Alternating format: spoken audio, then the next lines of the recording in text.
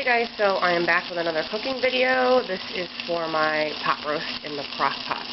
So as you can see, I have my raw pot roast, which is a chuck roast, in a fry pan, just with some vegetable oil, just to coat the bottom, and salt and pepper. That's it, just salt and pepper on both sides. So what I am doing is a process called searing the meat, which doesn't cook it all the way. You just want to get like a crust or a brown, browning on the outside. It just helps to intensify the flavor, and I feel like it just tastes a lot better when you're doing slow cooking. So here in my crock pot, I have the crock pot preheated on high. I'm going to show you guys what I have in here already. I have it lined with my crock pot liner, as you can see. And inside here I just have 2.5 celery stalks cut up, sort of chunky. I don't know if you guys can see well, but like sort of chunky. And then I have 2 regular sized carrots, which I just peeled and cut, again chunky like that. And then I have a whole onion, and then I have, for the gravy part, I have 1 packet of this Lipton onion soup mix. I have a can of the Campbell's cream and mushroom soup. I have, to make it all kind of liquefy, I added 1.5 cups of water. And then lastly, I added just a small can of the mushroom pieces. So that is all, again, just heating up on high, and the meat will go on top of there, and it creates like the most amazing gravy. With the dinner, I'm just going to make these later tonight. Right now it's early, it's in the morning. So that's why I'm getting this going right now, because it needs to cook for 8 hours on low. Tonight when I am ready, to eat, I will just make these, and my whole dinner is done. So everything will be in this one pot. I also might make some potatoes, but I'm not sure yet, because with the biscuits I don't even know if I'm going to need it. So moving back to the meat, it's been on the first side for about 4 minutes, and we're just going to peek and see what we have. Really hot pan. So yeah, it looks like it's where we want it to be. So I'm just going to flip it over, and that's how you want it to look. You want it to have that nice crust like that, which is from the oil and the salt and pepper. Obviously you want a really good sizzle like this. It is really messy, as you can see. It gets grease everywhere, but again, in my opinion, this is a step you just don't want to skip, because it really does help to make the flavor better. So as you can see, I have flipped it over. We're going to let it work for about a couple minutes, just so the other side looks like this. And then we will transfer this piece of meat into the crock pot. And then I will put the crock pot on low. It's on high right now. You'll put the crock pot on low and let it do its thing for 8 hours. And literally, the meat will just fall off the bone. Like, you don't even need a knife. You just, press your fork into it lightly, and it just falls right off the bone. It's so delicious.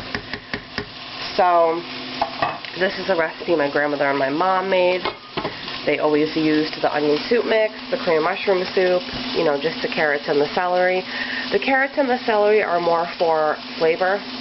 They're not obviously the star of the show. The meat is. So yeah, it's going to be really good. It's freezing cold today. It's like 20 below with the wind chill. So I figured a nice meal like this would be perfect to set it and forget it, because I have to go out today and do a lot of things. And it's just going to be nice to come home this afternoon, and not only will my house smell amazing, you really don't even have to touch it. Maybe I'll just check on it this afternoon and kind of mix, give it a good little stir to make sure the sauce is kind of coating the meat. And again, 5 o'clock, it'll be done. It's an 8-hour dish on low. You probably could cook it on high, like 4 hours, but I would feel like it wouldn't be as tender. And it's just going to be delicious. And with the leftovers, I will make some kind of a panini for myself tomorrow. So let's check the other side of the... We're almost there. I'm just going to move it over into the hotter oil side. Almost there, guys. And then, like I said, all we have to do is move this into the pan, put the lid on it, turn it to low, and we're done. Again, this is a chuck roast. There are all different cuts of meat you can use. If you're not familiar with what that would be, you can ask your butcher. You can ask somebody that just works in the meat department. This piece of meat was about $9. And you know what? I don't know how many pounds it is. I should have probably looked. But I'm going to guess it's about 3.5 pounds. However, the meat will shrink a little bit when you do this process. It is a little bit smaller now than it was when I put it in because obviously, you know, when you cook a meat, it obviously shrinks. So we are just waiting for the other side to get that nice golden brown color.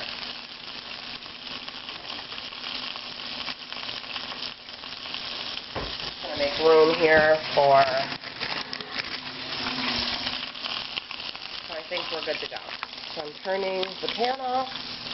Again, you guys, you want to use vegetable oil to do this, so I'm just moving the pan over here, making a huge mess, but it's all worth it in the end, I promise.